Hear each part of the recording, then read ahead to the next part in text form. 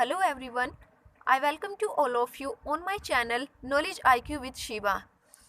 World Press Freedom Index 2020 is out now, so today we will discuss about the World Press Freedom Index 2020.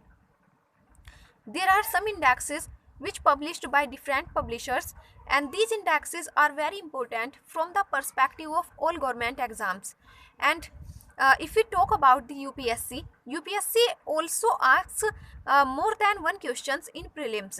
So first of all, we will solve a question from 2019's prelims. This is the question which has been asked in 2019's prelims. Which one of the following is not a sub-index of the World Bank's Ease of Doing Business Index? Ease of Doing Business Index is a report published by World Bank. और इसमें ये बताना है कि इनमें इन चारों में से, ये चारों ऑप्शन है जो, इनमें से कौन सा एक सब इंडेक्स है जो यूज़ नहीं किया जाता है ईज ऑफ डूइंग बिजनेस की रिपोर्ट में.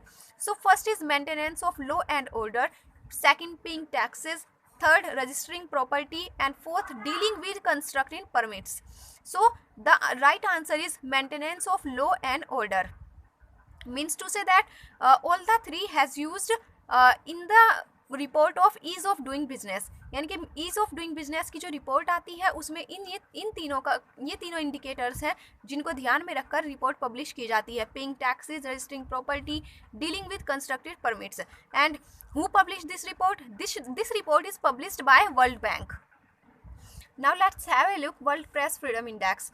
The Press Freedom Index is an annual ranking of countries compiled and published by Reporters Without Borders based upon the organization's own assessments of the country's press freedom records in the previous paper. As I told you about ease of doing business, which is published by World Bank. So World Press Freedom Index is published by Reporters Without Borders. यानी कि ये जो publish होती है world press freedom index, ये publish होती है reporters without borders के द्वारा. जितनी भी हमारे इंडेक्सेस आते हैं उनको कोई ना कोई पब्लिशर होता है जो पब्लिश करता है. इसलिए जो वर्ल्ड प्रेस फ्रीडम इंडेक्स को है इसको पब्लिश करते हैं reporters without borders. World Press Freedom Index represents the position of the press in a particular country, and the index ranks 180 countries and regions according to the level of freedom available to journalists. Means to say that यानी कि इसका जो criteria होता है वो 180 countries का होता है कि 180 कंट्रीज़ में से रैंक निकलती है. 180 कंट्रीज़ को rank. In this index you need to remember that who published this report. This report is published by Reporters Without Borders. And जो प्रेस फ्रीडम इंडेक्स है ये दिखाता है कि एक पर्टिकुलर कंट्री में जो प्रेस है उसको कितनी फ्रीडम मिली हुई है. So now we will discuss about the rank of India. If you talk about India's rank, India's rank in 2020 is 142, and if we talk about the last year's rank was 142. It means that इस बार India 2 पायदान खिसक कर नीचे आ गया है, and which is not so good for a democratic country. As we all know that our country is a democratic country. So अगर 142 पर कोई एक डेमोक्रेटिक कंट्री आती है तो इट मीन्स कि ये एक डेमोक्रेटिक कंट्री के लिए अच्छी रैंक नहीं है. और अगर हम लास्ट ईयर की बात करते हैं तो लास्ट ईयर इंडिया की रैंक थी 140, जो कि वो भी इतनी अच्छी रैंक नहीं थी, लेकिन इस बार 2 पायदान खिसक कर भारत और भी नीचे आ गया है. एंड अगर हम बात करें कि worst score and best score की, सो 0 is the best score and 100 is the worst score. यानी कि 180 कंट्रीज़ को इसमें रखा जाता है. 180 कंट्रीज़ का क्राइटेरिया होता है जिसमें अगर 0 पर कोई कंट्री आती है तो इट मीन्स दैट वो उसके लिए बेस्ट स्कोर है, और अगर कोई कंट्री 100 पर आती है तो इट मीन्स दैट कि वो वर्स्ट स्कोर में है, चाहे वो 100 हो या फिर 100 प्लस. जो इंडेक्सेस आते हैं इनके अपने क्राइटेरिया होते हैं, सब इंडेक्स होते हैं जिनके बेस पर जितने भी इंडेक्सेस हैं उनको पब्लिश किया जाता है. सो देयर आर 7 सब इंडेक्स ऑफ दिस इंडेक्स, यानी कि 7 criteria, 7 indicators. First is pluralism. It means that कि जो कंट्री है जिसकी जो रिपोर्ट निकल कर सामने आई है वो डेमोक्रेटिक कंट्री है, कैसी कंट्री है, तो it means to say that जो वहाँ पर मीडिया है, मीडिया किस टाइप से काम कर रही है। अगर डेमोक्रेटिक कंट्री है तो मीडिया को फ्री होना चाहिए, मीडिया को हर तरीके से फ्रीडम मिली हुई होनी चाहिए। तो अगर डेमोक्रेटिक कंट्री है तो मीडिया किस तरह से वहाँ पर काम कर रही है, मीडिया के ओपिनियंस क्या है, is media free. Second is media independence. It means to say that आजकल हम सभी देखते हैं कि जो मीडिया है, मीडिया की इंडिपेंडेंस ना के बराबर रह गई है, बिकॉज प्राइवेट सेक्टर उनको फंड करते हैं एज लाइक कुछ पॉलिटिकल ग्रुप्स होते हैं, government, business and religious power and influence, तो इनका भी उनके ऊपर काफ़ी फ़र्क पड़ता है। और यानी कि अगर वो फंडेड है तो it means to say that उनकी इंडिपेंडेंस नहीं है। Third indicator is environment and self censorship. Means to say that कि जो मीडिया है उस एक पर्टिकुलर कंट्री की वो किस तरह से वो काम कर रही है। मीन्स टू से दैट कि वो प्रेशर में है या फिर वो बिना प्रेशर के काम कर रही है।